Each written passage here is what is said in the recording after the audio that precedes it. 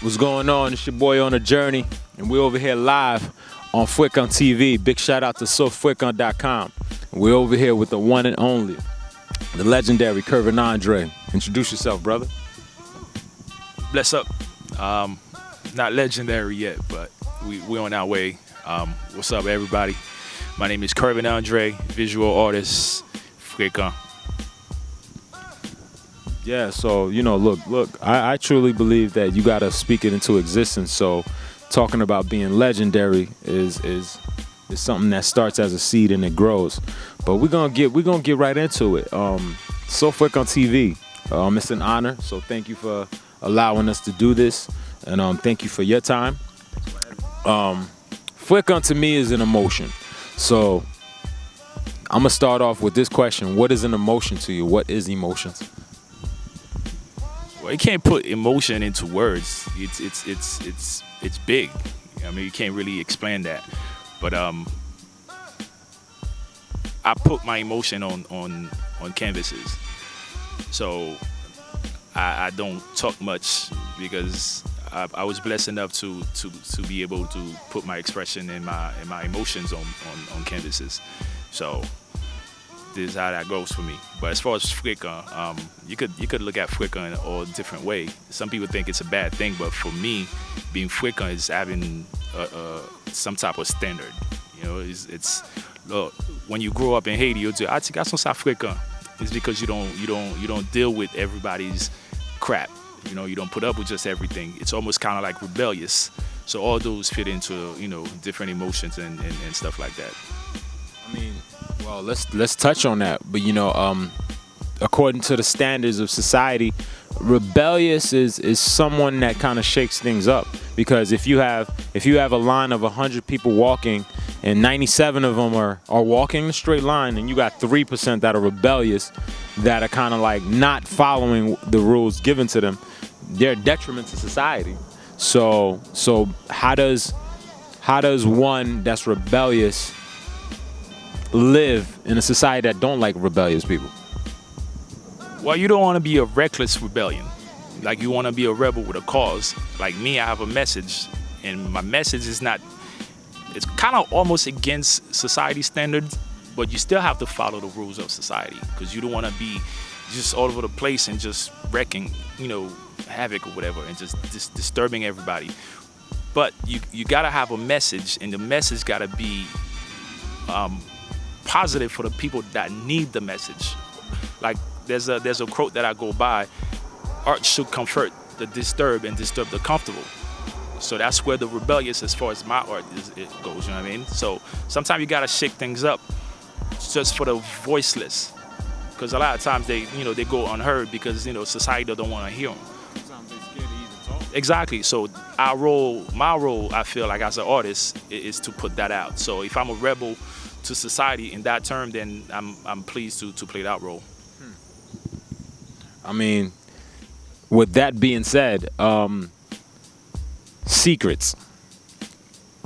Is it good to keep secrets? Why is it good to keep secrets if you do? I mean, I don't want to lie to myself. We all have secrets. I mean, we all have skeletons in our closets. All of us have things that we don't want to reveal to the world. Although everybody want to be like, hey, keeping it real, keeping it real. Keeping it real doesn't mean you have to tell everything about yourself. But as an artist, like, I allow myself to be vulnerable and expose certain things about myself without the world even knowing what I'm putting out there.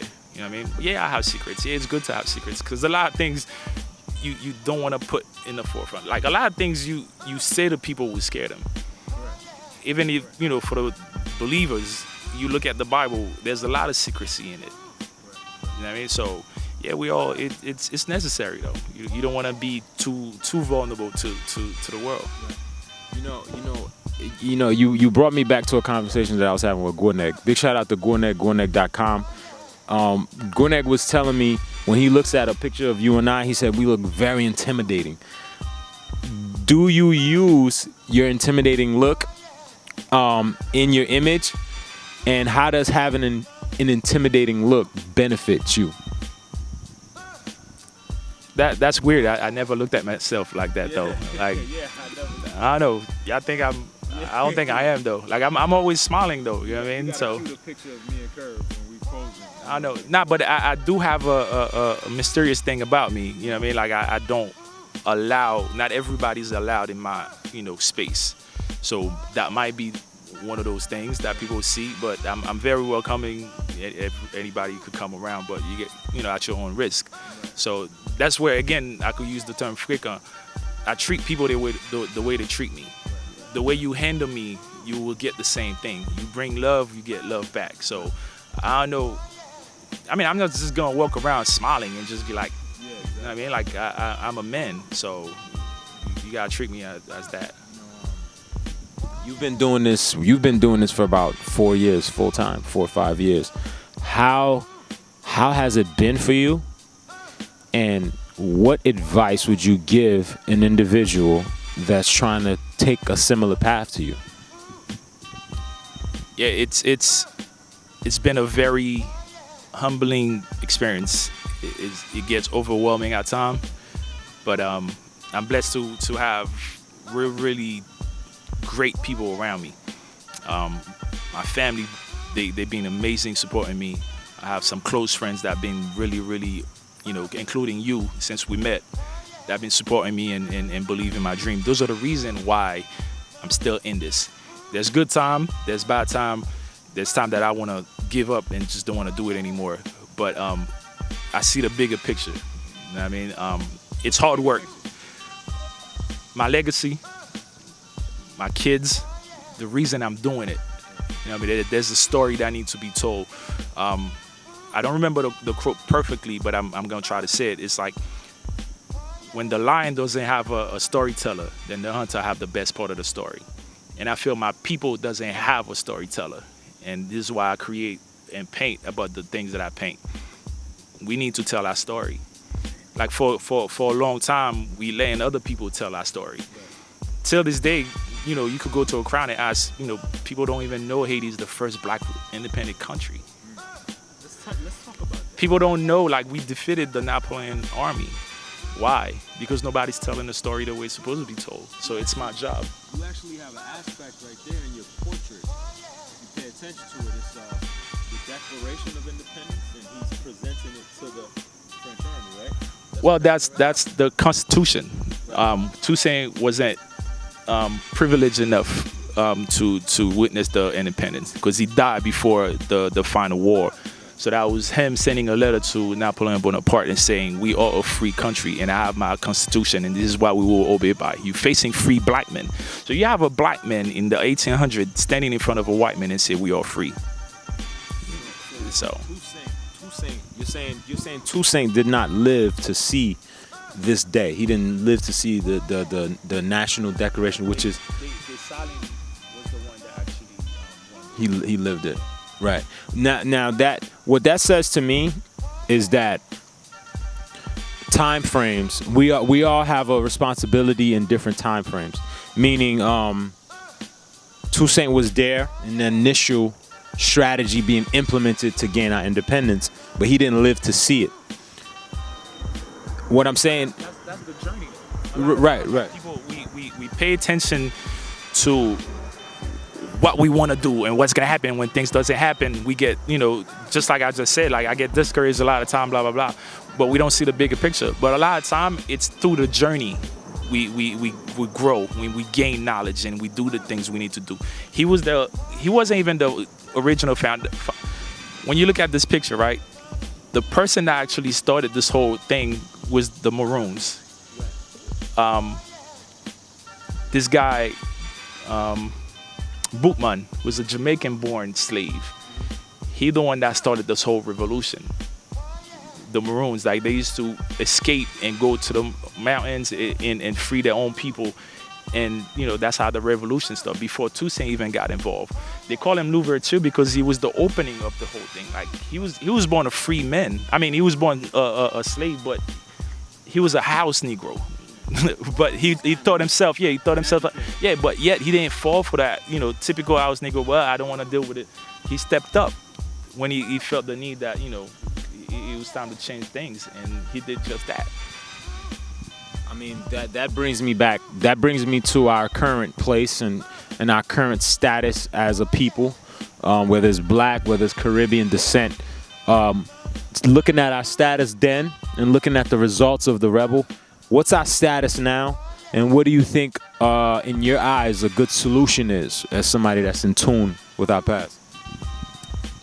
Well, I don't know if you're talking about Haiti, solution for Haiti, or just the black community, the Haitian American community, because we've transitioned to Haitian Americans. So our status in this day and age, where, let's be honest, you know, it's a predominantly white empowered country. So as prideful Haitians, an individual like yourself who's in tune with our past and in tune with our history, you wear that with pride. So looking at where we are now as a people, what's your take on our status, and what would you like to see change? Well, first of all, nothing is given. You got to go and get it. We didn't ask for freedom. We went and took freedom. We fought for it. There's bloodshed. There was a lot of sacrifices that was made. Of course, this is a different time now, but I just want more people to be less cowards, more people to talk. Like, I think a lot of us are afraid because of the backlash. Like, we're scared of what people are going to do or think of us. Stand for your right. Your right is your right. It's simple as that. And if you feel like you're not being heard, then you do things about that. I'm curious, you know, with all the things that go on in this country, you know, we're all not going to agree with it. And we have a choice. If we want to live and survive in it, deal with it, or do something about it and be suppressed, or leave. I don't hear a lot of people talk about that. Would you leave the country? Why every time you stand for something, they want you to leave? No. Not them telling you to leave. You deciding, you know what? The way this country lives, the things that the country stands for, it have some benefits, but I'm going to take those benefits. I'm going to live in another country. Would you ever? Look, I was born and raised in Haiti. Proud of it. There's problems everywhere. I live in America. That's my second home. I love America. There's issues, yeah, but we need to deal with these issues. We don't just get up and go. Would I love to go to Africa? Yeah, that's my birthright. I'm an African. So yeah, I would love to go to Africa. Is there a problem in Africa? I'm pretty sure there's issues with government in Africa. But that's not the problem. Like, getting up and leave because things are not happening. No, that's not what it is. Like, I have 2 daughters I have to raise. And I got to, you know, when I'm gone, they still have to live here. Or wherever they choose to live when I'm gone. But we need to make this place where I live better. And by running away and be like, you know what, America's not being fair, let me leave. When people tell people, yo, well, if you don't like America, leave now. We need to find a way to understand each other and live together and coexist. I mean, like, you could have difference of opinion. It's fine. I respect it. But we have to be just. Like they say, this country is built on justice and equality for all. And we not being equal. The justice system doesn't work for us. So we changing that. So when people find a way like, oh, well, what's the problem? I don't get it, blah, blah, blah. It's time. If white people don't understand it by now, they're never going to get it. And we don't need to wait for them to understand it for us to stand up for what we believe in. It's unjust. We're still being pulled over and being killed. Unarmed black men are being killed in America for no reason. And we need to change those things. You know what I mean? Not all cops are bad. I got friends who are cops, but accountabilities. They need to be held accountable for their action. And that's what we standing for. We kind of went a little crazy over here. But that's what a Frekan is. A Frekan is an individual that waits for the right time to let it be known what they have to say.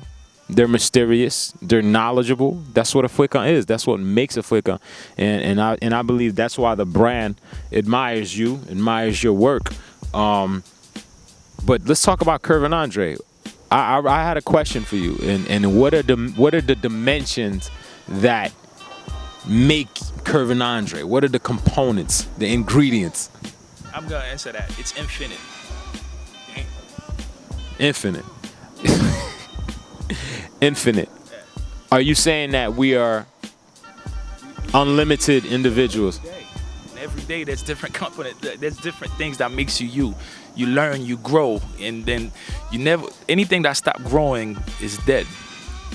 You understand what I'm saying? So We're always growing. There's always different things about you that you didn't even know you had in you that's growing. So whether it's through my art or people I get in contact with or things that I've learned during the day or the past year, the past month, and things like that, you growing. So it's infinite, man. It's knowledge. I don't know how to answer that, but you did. You answered it very well, and it's infinite, and it is exactly how I see things. It is exactly how visionaries like Frekan, visionaries like Gwonek, that's how they see things in an infinite perspective. And those answers that you've given, whether it's through political backlash, through economical change, through entrepreneurship, through being a family man, and through being an intimidating looking figure, to having all of those things is what make you a Frekan, and those are the things that make Kervin Andre a Frekan. So big shout out to Frekan, the clothing line. Check them out, sofrekan.com. Big shout out to Finesse by Rob, the individual behind the camera lens. And the closing statement is to have all of these elements and protect them.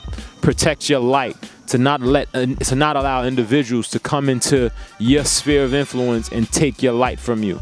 That's what a Frekan is. A Frekan's protective of their value, and they know their value. And those are the things that make Kervin Andre a Frekan. So I'm going to pass it over to him to conclude what he is. Well, there's not much I got to add, man. He said it all. But yeah, a Frekan, you should never, put your head down in front of no men. I don't care who you are. I respect all and fear none. So I'm a Frekan. We're not disrespectful. There's a difference between a disrespectful person and a Frekan. So this is what it is. Kervin Andre, Akomicsart, blessing. It's Patrick Journey Banam, a.k.a. OnAJournee, and I am so Frekan. I'm Kervin Andre, Akomicsart, and I am so Frekan.